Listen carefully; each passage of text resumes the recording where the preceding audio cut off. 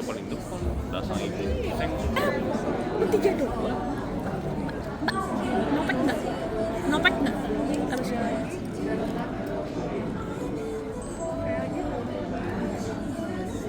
Oke. Oke. Nopek, Nopek salah maaf.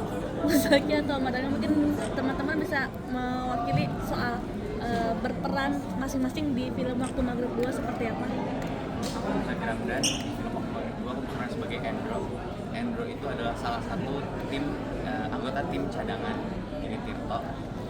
Jadi Endro adalah anggota tim cadangan yang paling vokal. Dia paling loyal sama timnya dan dia nggak bisa kalau tim cadangannya direndahin, makanya dia bisa semeledak itu di filmnya dan yang mengakibatkan Jin Ungu Sibian bangkit lagi karena sumpah serapah yang dikatakan oleh Endro dan Fidel. Aku Omar Daniel berperan sebagai Adi. Mungkin buat teman-teman yang sudah nonton Waktu Maghrib 1 mungkin ngerti Adi itu yang diperankan Ali Fikri. Jadi masih membawa baggage dan emosi yang sama, trauma yang begitu mendalam dari dia waktu masih kecil, tentang apa yang sudah dialami teman-temannya, semua dibantai habis oleh Ungu Sibian, dan dia punya misi yang begitu besar untuk bisa nyelamatin desanya, untuk bisa nyelamatin anak-anak di sana agar tidak menjadi korban dari Ungu Sibian juga, dan dia bertujuan untuk membunuh Ungu Sibian. Saya Sadana Agung berperan sebagai Pak Aman, menjadi Hansip lagi di Waktu Maghrib 2. Jelas sebagai Hansip ya mengamankan warga, mengamankan situasi desa, berusaha untuk se-street mungkin dengan aturan-aturan, tapi harus berimprovisasi karena keadaan yang di luar logika. Jadi cukup seru. Daniel, mungkin karaktermu di sini kan 20 tahun lebih mungkin ada perbedaan dari gaya rambut atau mungkin karaktermu kayak harus dikurusin atau gimana? Kalau secara fisik besar nggak ada, cuman mungkin lebih ke rambutnya aja kali ya, karena memang di sini ceritanya Adi ini sudah berprofesi sebagai supir pick up sayur di sebuah desa, yang dimana ya bikin lebih sedikit berandal, terus juga dengan bajunya yang lusuh, terus robek-robek pakai kalung dan lain-lain. Mungkin secara penampilan sih perbedaannya nggak terlalu drastis. Ya. Mungkin kan kalau misalkan tidak tanpa profil ya, kamu itu kan memberikan jiwa dan raganya untuk passion itu. Apa pada saat kamu ditawarin, si Jin itu mungkin apa? Gimana mungkin pada saat kamu ditawarin karakter apa yang mungkin kayak oke deh gua ambil. Oke. Jadi memang saya ngerasa karakter ini sangat banyak sekali bisa dieksplor, layernya begitu banyak karena memang dia seperti yang tadi saya jelaskan, dia membawa baggage. Kayaknya orang yang trauma itu seperti apa, terus sedalam apa traumanya, rasa kehilangan dia, rasa menderita dia dari kecil, rasa ketakutan dia setiap dia ngeliat matahari dan ngeliat matahari saat maghrib, maksudnya ngeliat sunset, dia takut ada Ungu Sibian datang dan membantai lagi teman-teman keluarganya atau bahkan dianya gitu. Jadi menurut aku itu layer yang begitu tebal untuk bisa dimainkan dan dieksplor dengan cara riset itu tadi sih. Gitu.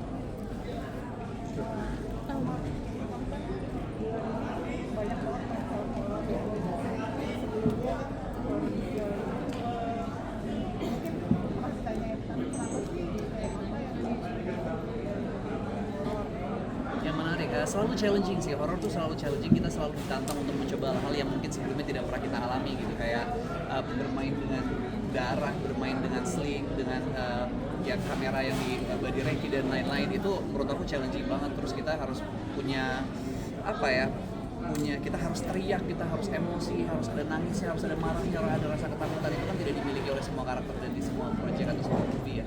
Jadi menurut aku horor tuh selalu punya nilai spesial lah.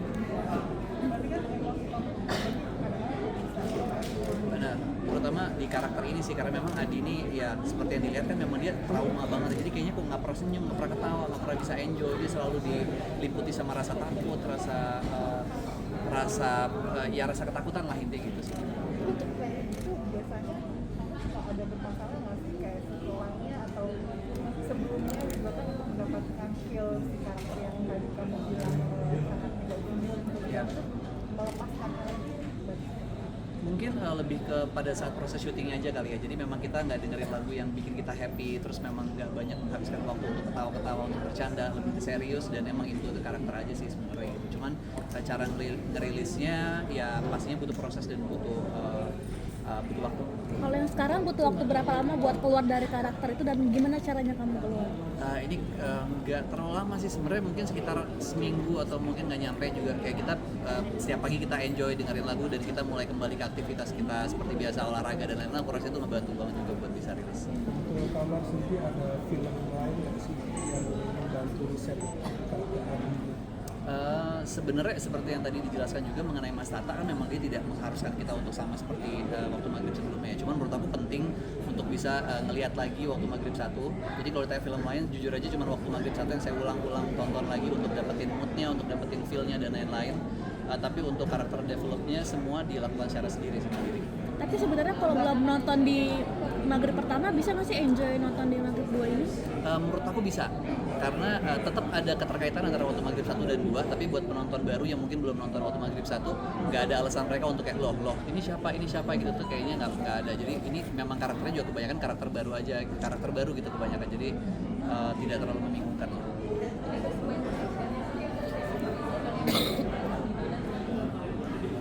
Kalau aku sih karena 80% kesurupan dan lari-lari semua, ya lebih ke banyak istirahat aja, karena emang kebanyakan lari-lari juga saat malam, jadi butuh energi yang lebih banyak lagi saat lari-lari.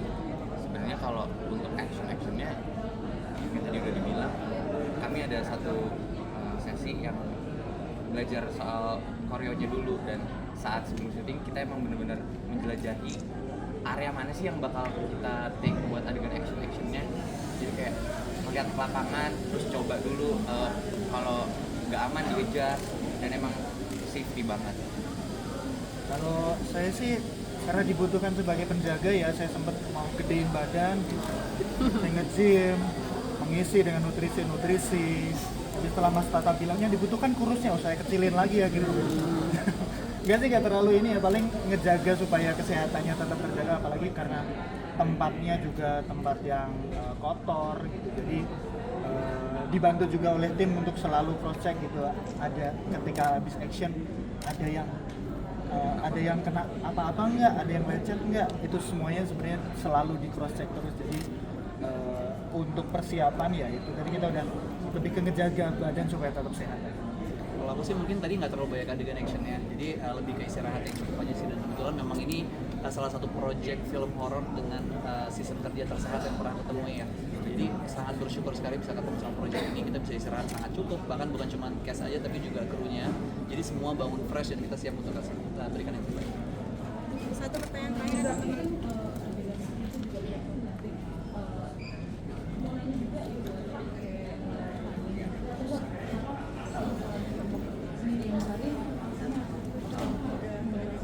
Aku tuh di awal bilang kalau banget semuanya yang aku mainin, karena scene itu keren banget Endro. Tapi ada satu scene yang aku nggak bisa perasakan sendiri, yaitu yang pas lompat dari genteng. Tapi pas di gentengnya itu aku, karena emang aku belum tahu caranya, dan emang harus orang yang profesional yang ngerti untuk memerankan adegan itu. Jadi tapi yang lainnya untuk lari-lari dan adegan action lainnya. Oke teman-teman.